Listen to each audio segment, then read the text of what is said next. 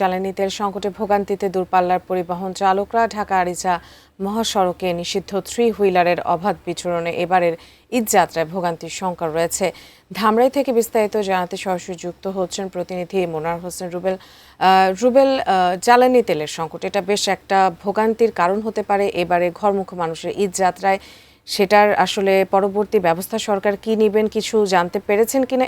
এছাড়াও এই যে থ্রি হুইলারের যে বিষয়টা আছে এটার কারণে কিন্তু দুর্ঘটনা ঈদযাত্রায় বেশ একটি ভোগান্তির কারণ হয়ে দাঁড়ায়, সে বিষয়টি আমাদেরকে একটু জানাবেন। ধন্যবাদ। আমি এই মুহূর্তে রয়েছি ধামরাইয়ের ঢাকা আরিচা মহাসড়কের কালামপুর বাস স্ট্যান্ড এলাকায়।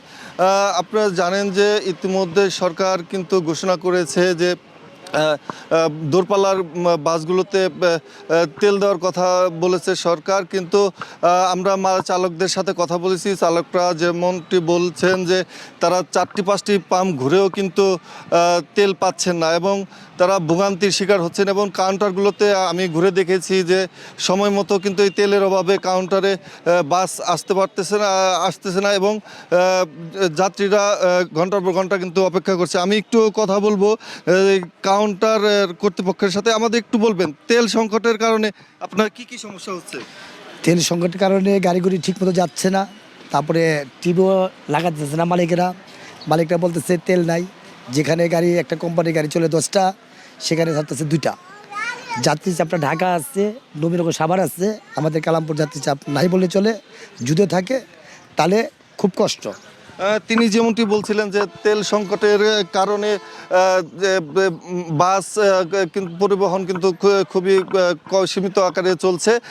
আর থ্রি হুইলার বিষয়টা যদি একটু জানাতে চাই, ঢাকা আরিচা মহাসড়কে কিন্তু থ্রি হুইলার একটা মানে আতঙ্কের নাম। এই আতঙ্কের কারণে কিন্তু ধামরাইয়ে প্রতিনিয়ত দুর্ঘটনা ঘটছে। কিন্তু আমি হাইও পুলিশের সাথে কথা বলেছি, গুলোরা হাইও থানার ওসি আমাদেরকে যেমনটি জানিয়েছেন যে ঢাকা আরিচা মহাসড়কে ঈদকে সামনে রেখে তারা সার্বিক ব্যবস্থা গ্রহণ করবেন এবং ঈদকে একটু কালামপুরে কিন্তু তারা বিশেষ নজরদারি রাখবেন।